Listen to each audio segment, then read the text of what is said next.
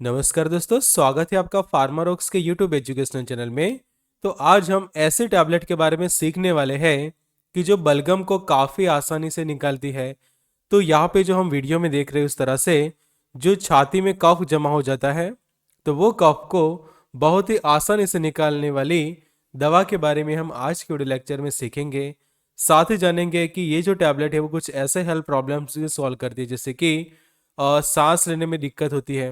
मतलब कि क्या होता है कि काफ़ी ज़्यादा बलगम जमा हो जाता है छाती में, तो उसके कारण जो पेशेंट होता है उसको ब्रीथिंग करने में डिफ़िकल्टी होती है, सांस लेने में काफ़ी ज़्यादा वो प्रॉब्लम महसूस करते हैं।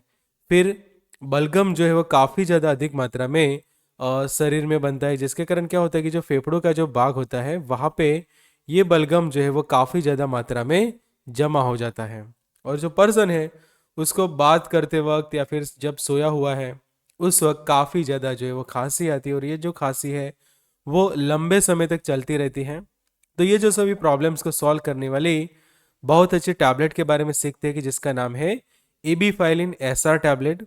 तो शुरू करते हैं आज का लेक्चर और जानते हैं ये टैबलेट के बारे में डिटेल में, और ये जो सभी चैप्टर्स है उसकी डिटेल स्टडी करेंगे हम आज के वीडियो लेक्चर के अंदर।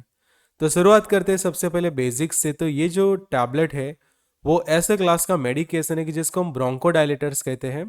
ब्रोंकोडायलेटर्स यानी कि ऐसी दवाइयाँ कि जो हमारे ब्रोंकियल ट्यूब्स होती है, जो हमारे फेफड़ों के अंदर जो नलियाँ होती है उसको काफ़ी ज़्यादा जो है वो ब्रॉड कर देती है, और ब्रॉड करने के कारण जो हवा जो है, जो एयर है वो अच्छे से हमारे जो फेफड़ों में पास होती है, जिससे पेशेंट जो है वो काफ़ी ज़्यादा राहत की सांस लेता है।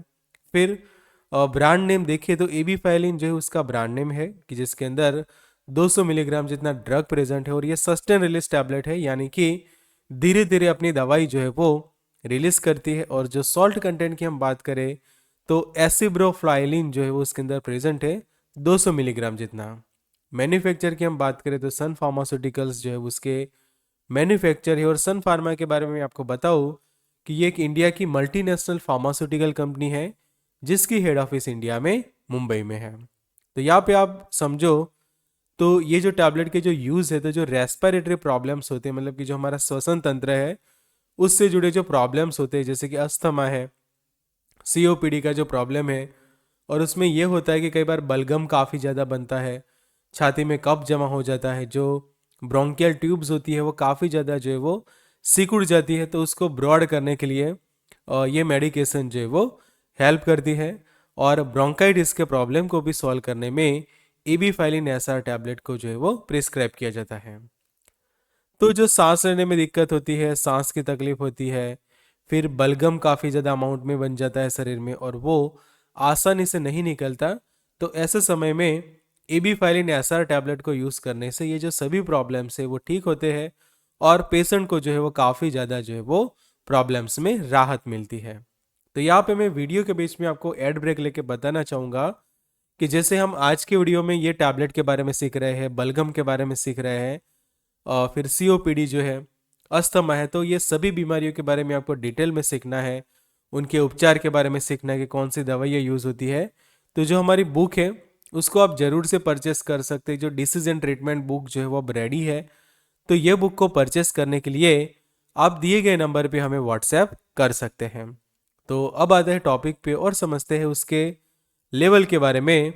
तो एबीफाइलिन एसआर जो टैबलेट है वो हम देखें तो सस्टेन रिलीज टाइप की टैबलेट है, और सस्टेन रिलीज टैबलेट में ये होता है कि उनके अंदर जो ड्रग होती है वो काफ़ी धीरे धीरे रिलीज होती है, और लंबे समय तक वो अपनी इफेक्ट देता है। और 200 मिलीग्राम जितना ये एक टैबलेट के अंदर एसिब्रोफ्लाइलिन जो है वो प्रेजेंट है। यहाँ पे रेड लाइन है, मतलब कि वो इंडिकेट करती है कि ये जो मेडिकेशन का सेल्फ मेडिकेशन नहीं करना है, प्रिस्क्रिप्शन के साथ ही जो है उसको यूज़ करना है।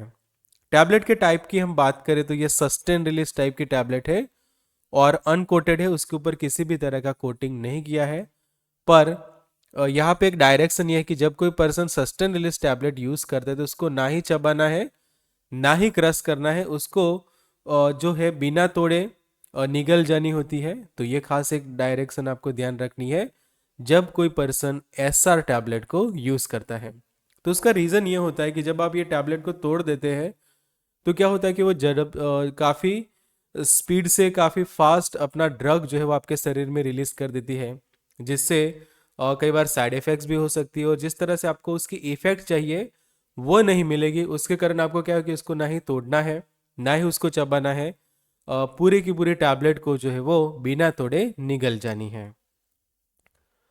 अब बात करें तो उसके पैकिंग की, तो ब्लिस्टर पैक में अवेलेबल है और एक पैक के अंदर 10 जितने टैबलेट्स अवेलेबल होती है। वर्किंग की बात करें तो जैसे मैंने आपको समझाया कि ये ब्रोंकोडायलेटर क्लास की मेडिकेशन है, मतलब कि जो ब्रोंकियल ट्यूब्स होती है उनको डायलेट करके ये अपना काम करती है। ब्रोंकियल ट्यूब्स को डायलेट कर देना मतलब कि उनको रिलैक्स कर देना, और रिलैक्स करने से क्या होता है कि जो एयर है वो अच्छे से आपके लंग्स तक, आपके फेफड़ों तक पहुंचती है, जिससे पेशेंट को जो है वो इजी रहता है ब्रीथिंग करने का। तो एक्चुअली क्या होता है कि इस तरह से हमारा नॉर्मल ब्रोंकियल ट्यूब होता है, पर अस्थमा, सीओपीडी या फिर जो अस्थमेटिक अटैक होते हैं या फिर बलगम जमा हो गया है, तो ऐसे में ये जो है वो सिकुड़ के इस तरह से छोटा हो जाता है। तो जब ब्रोंकोडायलेटर दवाई दी जाती है तो वापस उसके मसल्स रिलैक्स होके उसका डायलेशन हो जाता है। जो सिकुड़ गई थी ब्रोंकियल ट्यूब अब ब्रॉड हो जाती है, जिससे हवा जो है वो अच्छे से पास होती है लंग्स में, और पेशेंट जो है वो काफ़ी ज़्यादा अच्छा महसूस करता है ये टैबलेट को लेने के बाद।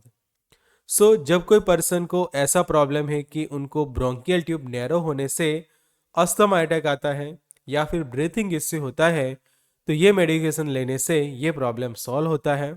इसको लेने के बाद पर्सन इजीली ब्रीथिंग कर पाते हैं। अब बात करते हैं ये टैबलेट के डोज की। तो जो एडल्ट पर्सन है उनके लिए जो डोज हम देखिए तो 100 mg ट्वाइस डेली, मतलब कि जो 100 mg दिन में 2 बार ले सकता है। पर ये जो टैबलेट है वो सस्टेन रिलीज टैबलेट है, तो सिर्फ एक टैबलेट पर डे के हिसाब से लेनी, मतलब कि 200 mg ड्रग ऑलरेडी ये एक टैबलेट के अंदर प्रेजेंट है, और ये सस्टेन रिलीज है, मतलब कि उसके अंदर रहा जो ड्रग है वो धीरे धीरे रिलीज होगा। मतलब कि पेशेंट को दिन में 2 बार टैबलेट लेने की जरूरत नहीं है, सिर्फ एक ही बार ये टैबलेट जो है वो लेनी है। प्राइस की हम बात करें तो ये टैबलेट की प्राइस रहेगी 252 रुपीज़ के अराउंड है, और एक टैबलेट की प्राइस पड़ती है अराउंड 25 रुपये जितनी। तो यहाँ पे मैं आपको फिर से रिमाइंडर देना चाहूँगा हमारी बुक के बारे में। तो अगर आपको हमारी बुक परचेस करनी है तो दिए गए नंबर पे आप हमें व्हाट्सअप कर सकते हैं, या फिर डिस्क्रिप्शन बॉक्स में से हमारी मोबाइल एप्लीकेशन पे डाउनलोड कर सकते हैं, या फिर एकदम इजीली बुक को परचेस करने के लिए आप यहाँ दिए गए नंबर पे व्हाट्सएप पर मैसेज कर दीजिए। अब समझते हैं ये टैबलेट के कुछ साइड इफ़ेक्ट्स की। तो अगर कोई पर्सन ये इसको ले रहा है तो ये सब कुछ साइड इफ़ेक्ट्स हो सकती है, जैसे कि उल्टी होना, जी घबराना, सीने में जलन जैसा होना, स्किन के ऊपर रैसेस बन सकते हैं, कुछ लोगों को दस्त हो सकते हैं, और ज़्यादा देर तक नींद आना, उबासी लेना, ऐसे कुछ साइड इफ़ेक्ट्स हो सकते हैं। अब वार्निंग्स की हम बात करें तो किसी को एसिब्रोफाइलिन की एलर्जी है तो ऐसे लोग ये टैबलेट को यूज़ ना करें। किसी का ब्लड प्रेशर मेंटेन नहीं है, इरेगुलर हार्ट बीट्स रहते हैं, या फिर अनस्टेबल ब्लड प्रेशर है किसी का।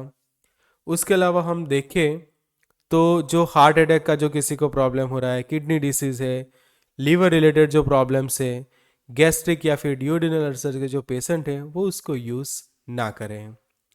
प्रेगनेंसी कैटेगरी की हम बात करें तो सी है, और सी कैटेगरी की जो दवाइयाँ होती है वो प्रेगनेंसी के दौरान अनसेफ मानी जाती है, तो प्रेगनेंसी में आप उसको यूज़ ना करें।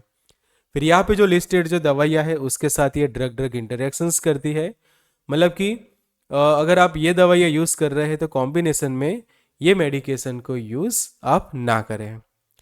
तो अगर आपको मेरा ये वीडियो अच्छा लगा है तो यहाँ पे क्लिक करके आप मेरा ये वीडियो भी देख सकते हैं कि जिसमें भी मैंने आपको बहुत अच्छी इंफॉर्मेशन दी है। So good luck and all the best.